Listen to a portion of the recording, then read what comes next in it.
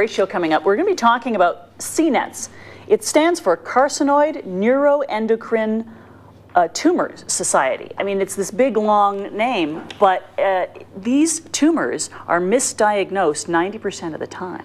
Wow. So it's something we need to be more aware of. We need to know what to look for, what the symptoms are, and what the treatment options are. Because as with so many cancers, the earlier you can get it, the much likelier the chance that you can recover from it. Right. Or at least increase your lifespan. So it's really important that we're talking to those folks today. I'm going to be looking forward to getting that info.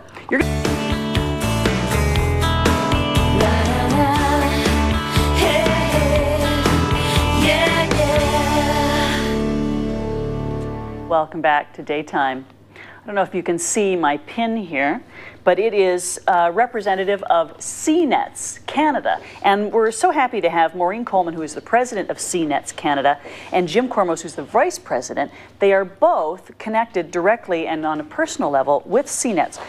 Maureen, maybe you could tell me, just explain what CNETS is. It stands for Carcinoid NeuroEndocrine Tumor Society of Canada, but what does that mean?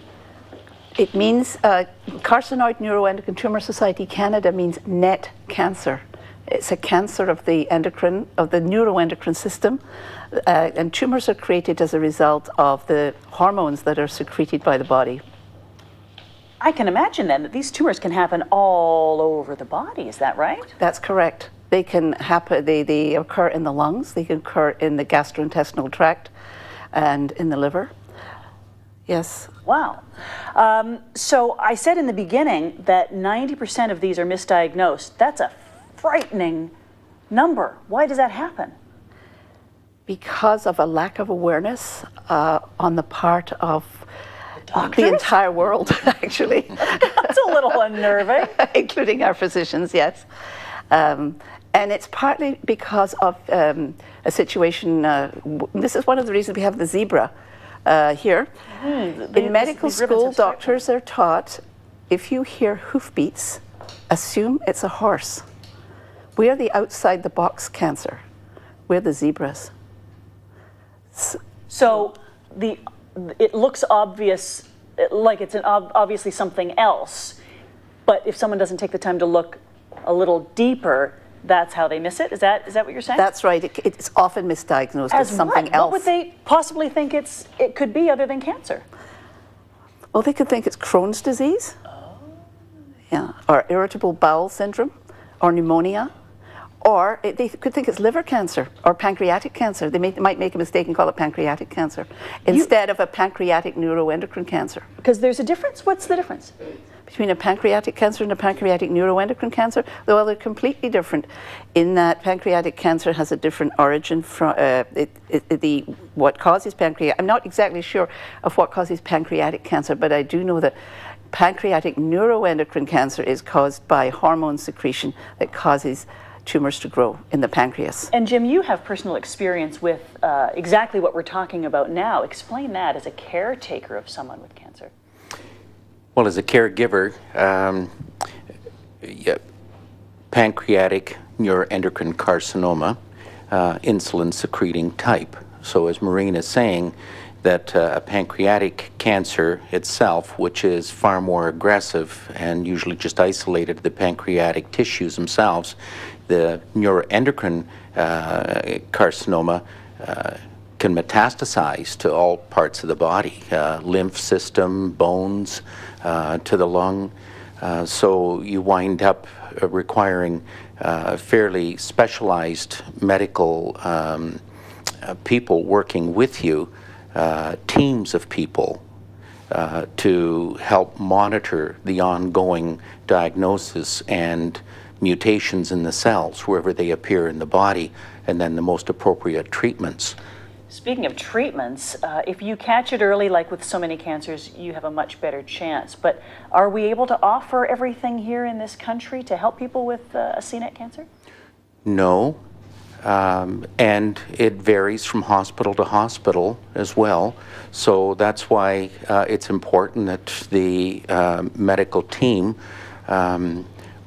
cooperate and collaborate with colleagues in other places to reach out for access to the full range of options available. That's available worldwide. Well, that goes beyond the province, right? And access to out-of-country treatments for treatments yet not available, not only in Ontario, but in Canada as a whole. Wow. Maureen, you've been diagnosed with one of these Yes, I have. cancers. Tell us about that. I've been diagnosed with mid-gut carcinoid cancer. It took me a long time to be diagnosed. It took about 10 years. Why? Because they missed the symptoms, or what happened? They missed the symptoms. I had I had one particular symptom that was, impossible to explain anyhow. I flushed, I blushed. Now, normally when people flush, you think, oh, they're shy, oh, they're embarrassed. Or you might think, it's menopause or any normal Or anything things. like that. But I flushed for 10 minutes, or I would flush for an hour. I would be flushing all the time, and it was a very deep flush. I would flush more when I ate. You could flush more if you have a drink of wine or something like that. But nobody could understand the flushing.